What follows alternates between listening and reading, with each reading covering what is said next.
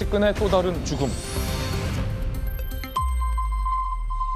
본격적인 뉴스를 전해드리기 앞서 고인의 명복을 기원한다는 말씀 드리겠고 남겨진 유가족들에게도 깊은 위로의 말씀을 전하겠습니다.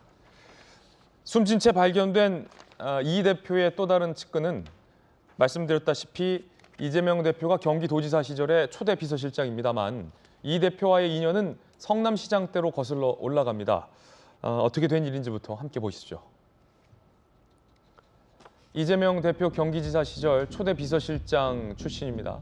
자택에서 숨진 채 발견이 됐습니다.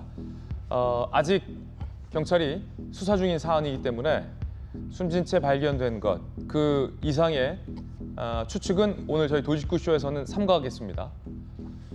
어제 오후 6시 45분경 주거지 문이 안 열린다는 가족들의 신고가 접수가 됐습니다. 그래서 확인했더니 숨진 채 발견된 겁니다. 경찰 측은 타살의 혐의점이 없다. 최근 대장동 관련 피의자로 입건, 극심한 스트레스를 받았다는 주변 진술을 확보했다라는 보도도 있습니다. 지난해는 성남FC 의혹으로 검찰의 조사를 받기도 했습니다. 숨진 채 발견된 이 전 비서실장, 이재명 대표가 경기도지사 때 초대 비서실장, 이분은 누군지도 상세히 보도되고 있습니다. 이재명 성남시장 시절에는 2016년 수정구청장, 2017년 행정기획조정실장, 성남시에서 경기지사 시절엔 초대 비서실장, 그리고 대선 시절 한창 문제가 됐었던 GH 경영기획본부장, 그리고 그 이후에 GH 사장 대리까지 지낸 바 있습니다. 지난달 성남FC 불법 후원금 혐의 사건 관련해서 제3자 뇌물 혐의로 이 대표와 함께 공범으로 입건된 바 있습니다.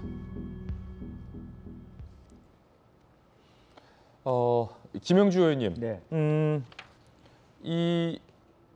이 대표와 경기도지사 시절 때 초대 비서실장, 이 초대 비서실장이라는 건 굉장히 각별한 의미가 있지 않습니까? 네.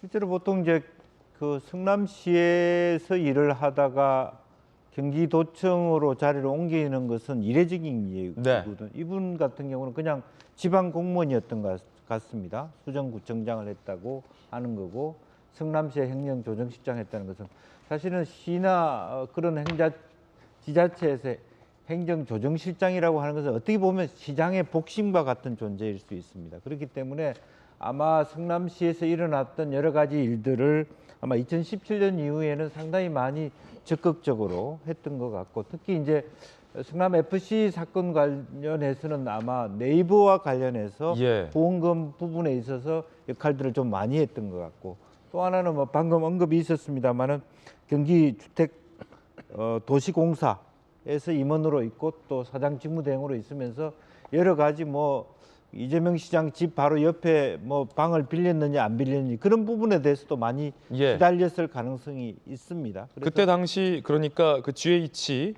논란 당시 본부장이었어요. 또 GH의 본부장이었기 때문에 그래서 뭐 우연히 이제 뭐 직원들을 얻었다 하지만 그런 것들도 아마 검찰에 들어가서는 상당히 추궁을 받게 되는 심리적 부담을 갖고 그러니까 제3자 뇌물죄 그리고 여러 가지 직무와 관련된 자기 권한을 벗어난 그런 일들에 대해서 많은 추궁을 받았고 이제 그런 부분에 있어서는 사실은 이분 역시도 그냥 지방 공무원으로 출발한 데 비해서는 상당히 빠른 속도로 자기 역할을 크짐으로써 큰 부담을 지었다. 그것이 아마 여러 가지 최근에 조사를 받아오면서 심적인 부담감으로 와닿았던 것 같습니다. 이재명 대표의 어쨌든 가까운 측근으로 볼 수 있다라는 말씀이시죠? 그렇습니다. 그러니까 실제적으로 측근이 아니면 자기 비서실에 올 수 없고 또 혹은 성남시에서 뭐 있었으면 성남시의 그 공무원으로 남아 있어야 되는데 경기도까지 경기도 오는 순간 이건 별정직이 돼버리거든요. 이제 그만큼 정치적 행보를 같이 하기 시작했다. 경기도지사 시절부터 그렇게도 볼 수 있지 않겠나 그렇게 보여집니다. 경찰은 극단적 선택으로 현재는 추정을 하고 있는 그런 상황입니다. 수사를 받으면서 어떤 심리적인 압박 그런 것들이 영향을 좀 주지 않았을까 하는 추정도 현재 나오고 있는 상황입니다.